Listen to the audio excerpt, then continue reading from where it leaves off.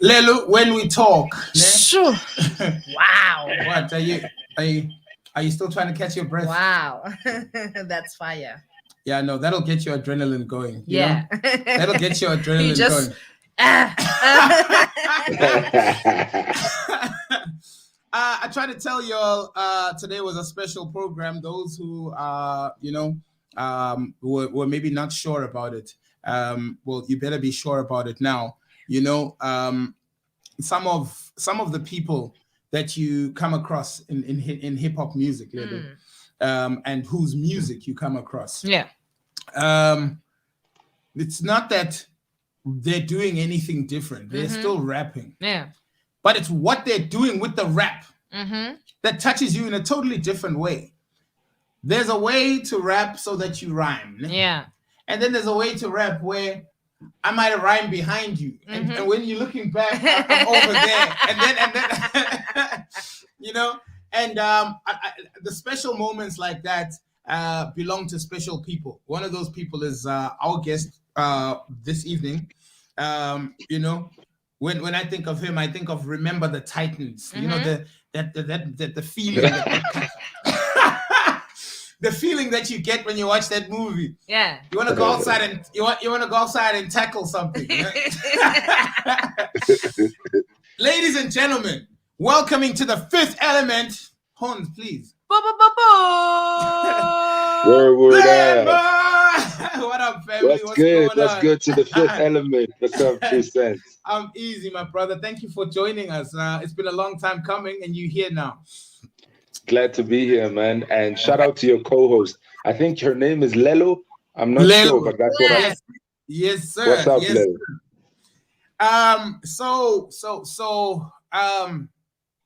Lelo? You're considered, and when I say considered, it's not condescending.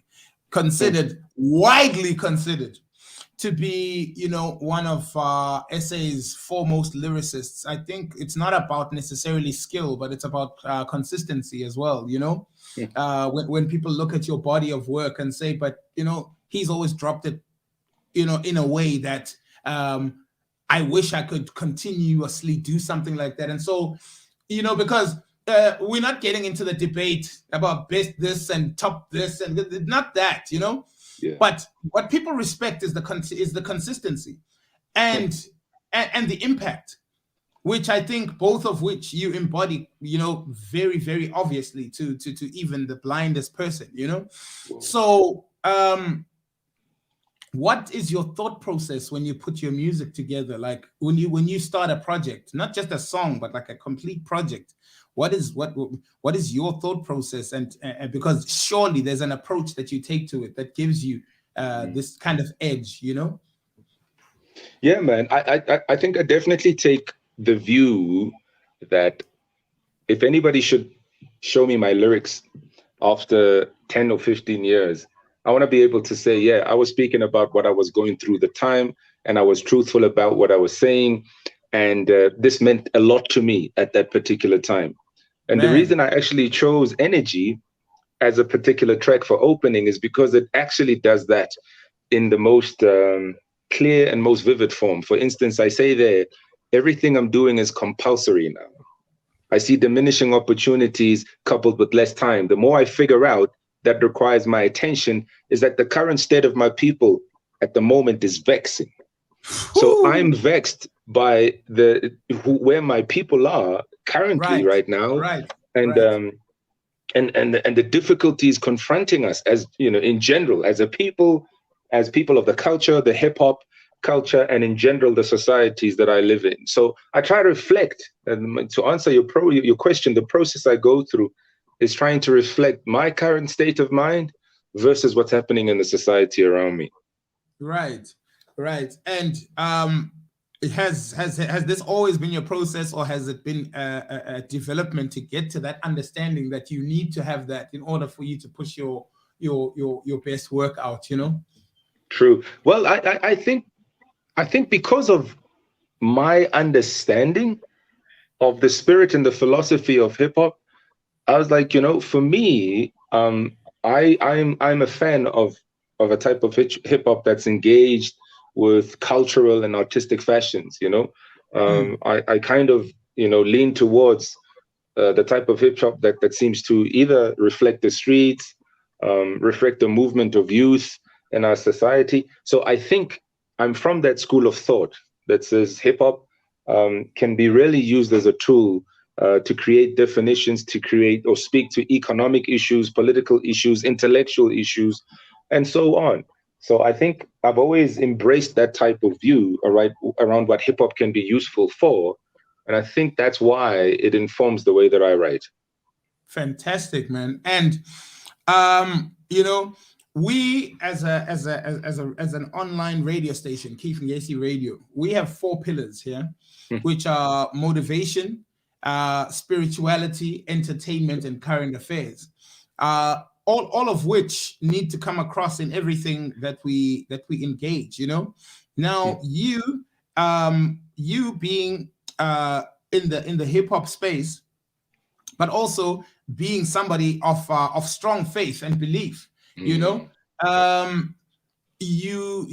have obviously had to climb more stairs than other people. If I can put it that way, to get to the same place that other people are, you've had to climb many more stairs. Has that process made you more resilient, or has that made you think about letting go? What has that done for you? That's a very powerful question, man. It's a loaded question. So I think it's made me more adamant, right, about how a person of my background and my faith can still be a hip hop head regardless, right? Yeah. And that, and that's the reason why I actually love hip hop, right? For instance, if you look at, let's call it the tenets of any culture, you've just talked about let's call it the values and the prescripts of Keith and Gacy, right? Or the radio station. So if you think about hip hop in itself as a culture, unlike the Bible or the Quran or the Torah or the Gita, it's not a religion. So the philosophy of hip hop is basically thought about in the same way that radical Western philosophical movements like libertarianism and existentialism are thought about. So in a sense, I'm happy because that allows me to define hip hop what it means for me. Hip hop for me means, for instance, I need to keep it real. Sure. First and foremost. For me, number 2, hip hop means I need to speak to truth to power, regardless of what that power might be. If the power is political structures, if the power is cultural structures, overarching structures of society, I need to speak truth to that. Number 3, I need to change the game. That's the reason as Last Days Fam, we actually talked about change music, because we heard what we were hearing in the mainstream and we were like, hey, this is not this is not the only power of music. Music is infinitely more powerful than what we currently hear. So we thought, okay, change music. So therefore change the game. Number 4 is represent your hood. I'm from 1632 in Tembisa, which is in the East Rand of Gauteng. Yes, and that is one of the, I would call it, I'm from that school again. It's the school of heads. It's the school of the hard knocks. I even have a track representing my hood in my latest releases of EPs. So I got to represent my hood. And lastly, I need to express myself, whatever that expression may be, whatever inclination at that point in time may be. So I need to just represent and express myself in that way. So yeah, so that's what I love about hip hop. It allows us to conform to what the structure and the tenets of hip hop are, while still being honestly and authentically ourselves. That's the dope thing. Yeah, man. And you can't not be yourself if you really want to live this culture, Yeah. It becomes difficult because eventually it catches up to you, or it pushes you away, or it makes you give up quickly because you realize this is not for me.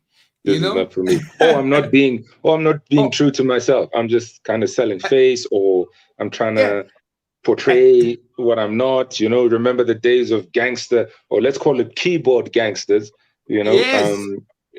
Yeah, so you're right. And the worst realization, if you're not being real to yourself, is one day you're really gonna feel like a sellout. You're gonna wake up and be like, I've spent so much time trying to be this thing, and I hate the person I've become. You see, sad realities. Sad realities. Let's talk a little bit about Last Days, fam. Definitely one of my favorite groups. Not just because I'm talking with you right now, but literally because the sound and the music definitely relates. It's unskippable. It's my own word, you know. The biggest sign of respect in hip hop is when somebody can listen from your album to your album from track 1 till the end without touching it, you know, except maybe to repeat a song. That is the highest form of honor, I gotta say. So I found that with very few groups or artists, one of which is Last Days, fam. So I need to give you guys your flowers while you can still smell them, you know, in that regard. Tell us how the LDF got together, man. You know, how did that? Were you guys a rhyming crew? Tell us the story, you know? Because it's a dope story, because so we were late high school, like I'm talking final years of high school, right? And we all loved the culture. We were all collecting tapes. We were all fans of the Wu and the 5% Nation and everything that sort of symbolized and stands for. And you know, as we were growing and maturing, we realized, okay, you know, we are confronted with these spiritual walks. You know, we are hearing scriptures, we're reading scriptures. We used to actually collectively meet on Wednesdays and just, you know, go through scriptures. And then we were like, dude, you know, here's what's interesting. Hip hop is such a diverse culture. One, there's a strong, let's call it Muslim philosophy in hip hop, but there's also a strong, 5% Nation philosophy in hip hop. I wonder if there could be a Christian voice in the mix, right? And this is early 2000s, late 98, 99. And we're like, actually, we haven't seen that expressed except for like cheesy, corny sort of rhymes. We know what we know, and we know how dope hip hop can be. I wonder if we could have a slant towards Christianity using the same dope styles and the same dope. And that's where we would then, after those meetings, those cell group meetings on Wednesdays, we'd be busting some rhymes based on, you know, whatever we had heard. And that's how it formed, right? Every Wednesday we would meet, and then there was a close by basketball court. On Saturdays, Fridays, we would then play at the b-ball court, and right after that, there'd be ciphers. So it just started and emanated from a group of people who were growing towards the faith, and then realizing that one of the tools they had in their back pockets is hip hop. And it was just such a dope way to connect and kind of further expand on the theories around it. And how was the group then accepted, let's say, or welcomed by the church itself? You know, before, because the hip hop community, you guys are dope enough to listen to flow. Yeah. Before I even listen closely, I'm listening for the flow and the way you guys switch off. Eventually, I'm like, hold on, did he just? I heard that. Yeah. You know, yeah. But how were you? No, the church didn't understand it, bro. We were once invited to a youth meeting, and it was I think it was like late December or whatever, and we were doing what we were doing, and they just couldn't understand it, bro. It was just too hip hop for the church, and that's why we embraced what we embraced eventually, and we realized that there's no point in trying to reach out to youth groups or church groups or whatever. Our audience is in the streets, you know.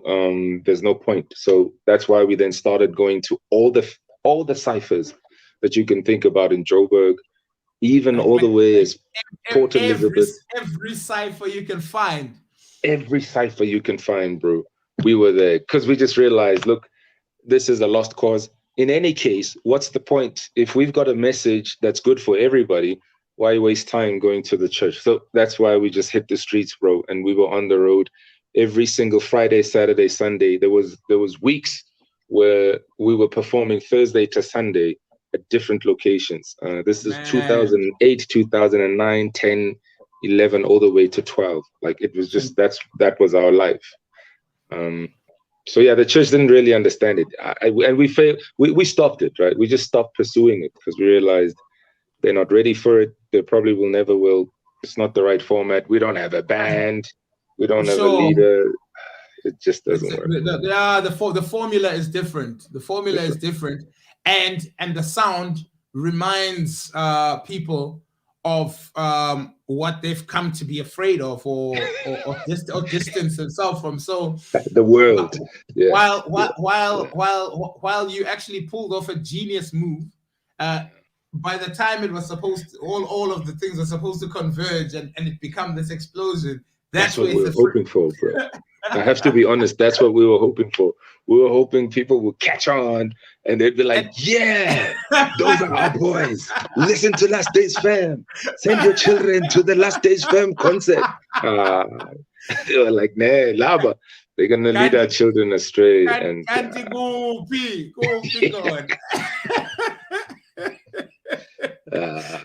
ones are going to sell us out, these ones. Yeah. And when you started making solo music, what was your motivation behind that? You know, what did you want to get out? Because I mean, there's many different reasons where people do solo music. Others are like, gents, you know, I'm the leader. You know, I'm far better. The boy band mentality, yes. Where it's like, gents, I'm tired of you guys in the background dancing. I need you guys to move so that I can so that I can get my shine, the shine that I deserve. I need the stage because I can pull my moonwalk, you know. And then there's others where it's like, gents, I think there's this project that I need to get, and the fellas are like, well, of course, man, you know, holla if you need some help, you know, type of thing. I think maybe in your case it might have been something to that effect, but I think it was the latter. Yeah. But I'll tell you this: what happened was the following. So right from the first debut, in fact, even before we dropped Official Streets EP, every time we would be at these ciphers, sessions, events, movements, people would be always like, yo, I wonder what you'd sound like solo, right? And this is 2007, which possibly informed why I have a solo track on our debut called Think Twice Music. Because in any case, I was a solo cat before we became a crew. My journey with hip hop is almost personal. Like I was just ahead collecting, going to. In fact, that track Think Twice Music explains my journey in the most detail. You know, I used to go to what we call Sound Asylum in Joburg CBD. I'd buy rap pages, and I'd just read. I'd buy the Source magazine and see who's top five mics rather. I'd look for quotables. The quotable, man. You know what I mean? So it's a personal sort of journey, and I was mostly solo, except for one of my friends, who wasn't even interested in being an MC. He just loved the music, and it was basically me and him just loving collecting stuff, making tapes, duplicating tapes. So that was always the case. And then I became part of the crew, and I realized, okay, we're probably better and more effective as a collective, so let's just pursue the group. And the gentleman, and I call him gentleman for that, who used to be called Last Days Fam, embraced me, and they're like, dude, come through. You can be one of us. And then we became Last Days Fam because I came with about 4 or 5 other guys who were, from my hood. So at some point there was like 8 of us. Anyway, cut a long story short. So because of that reason, there's always this thing that's just scratching on my back, dude, you need to do a solo. But I was just never ready. I didn't have the time. I didn't have the appetite. I didn't have the compulsion internally. I wanted it to be honest, and I wanted to be perfectly timed. And I think what happened subsequently is that when COVID hit, and we had released now 3 albums with Last Days Fam. I was like, I wonder if this is the time, right? It's 4 years since our last drop. We've also grown a bit older. Maybe this is the time to drop it. Then I reached out to the gents. I was like, hey, gents, this is what I'm thinking. I'm actually thinking of dropping a mixtape because people probably don't know Landmarq. And they were like, dude, go for it. So I got some beats online and dropped that mixtape. And then people started like, yo, dude, we want more. Not only do you want the mixtape, we actually want an album. I was like, okay, I need to change the strategy, Right. which I then decided to make it an EP and got production.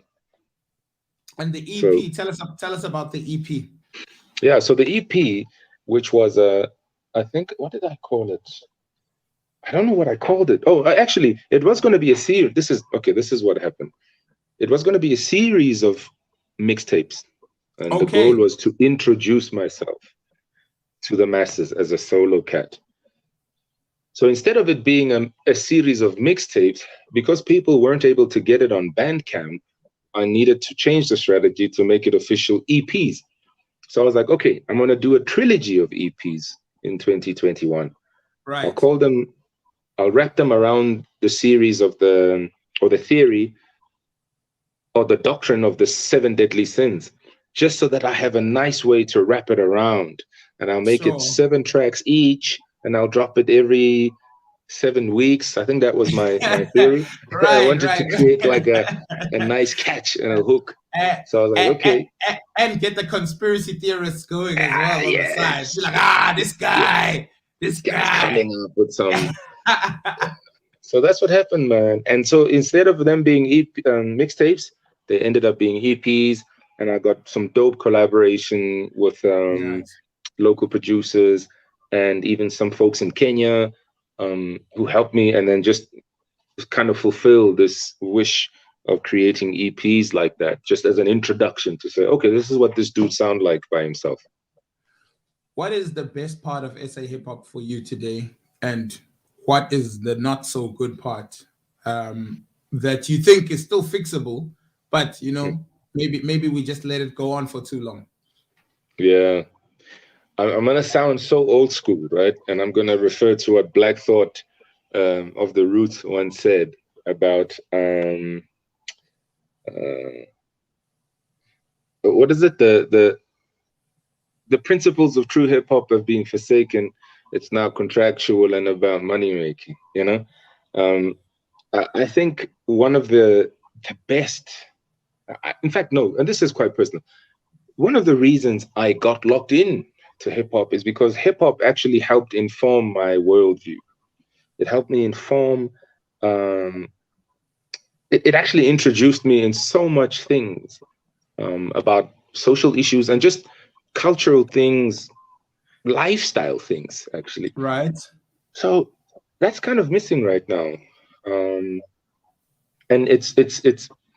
But thank goodness for one thing, because accessibility has increased exponentially. You can always find the type of hip hop that resonates with you.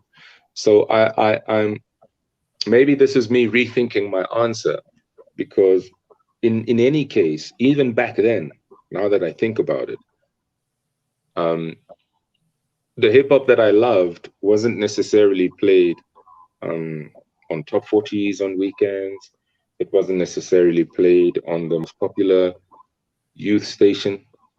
But there were always those. The charts hated on hip hop for days. It took hip hop shows.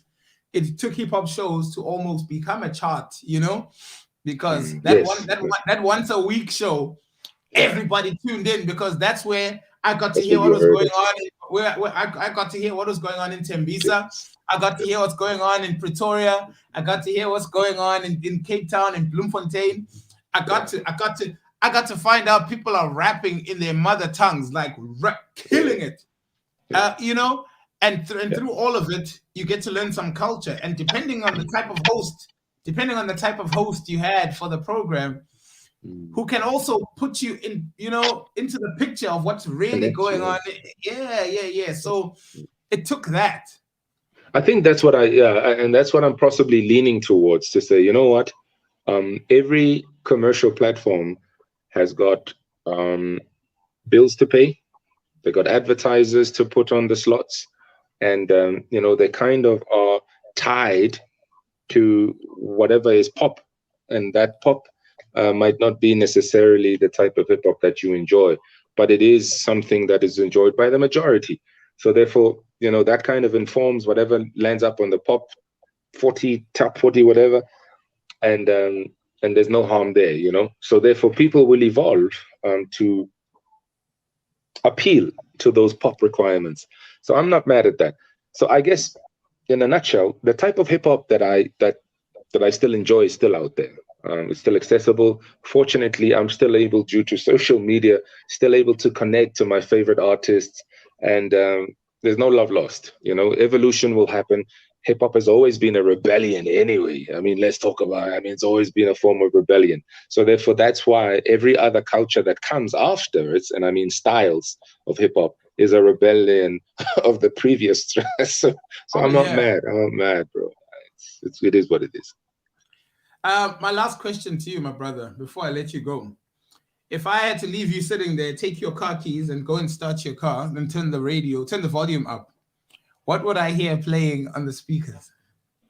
You probably hear Jericho Jackson, Elzai, and Crisis. Yeah, Jericho Jackson. Dope. Yeah. No doubt, man. Landmarq. As this is what Lelo, this is our fourth week, but third show. But from the day we did our first one, so people saw what the show was about, and started blowing up the phone on the side. Yo, get Landmarq in there. Yo, get Landmarq. And when 4 or 5 people, 6 in the day say the same thing, it's impossible to ignore. It means that they want to hear the story like we've just had, in a way where you're not necessarily promoting a single. So we're going to direct it to the album and who did you work with and what. This is your story, and some people have never heard it, and I don't think we would have done justice to it if it was directed towards something. We just wanted to open our ears and have a conversation. And for that, we want to appreciate it, and for taking your time as well to come and speak to us and the listeners and the viewers of The Fifth Element. Also, before you go, remember that you are the fifth element, sir, and keep doing what you do, because this is how the full circle of hip hop continues to vibrate. Exactly. Thank you so much, Landmarq. Appreciate it, my brother. We are extraterrestrial. We are KNR. And now, South African music at its best on KNR. You're listening to the sound. Sound good together, huh? On KNR.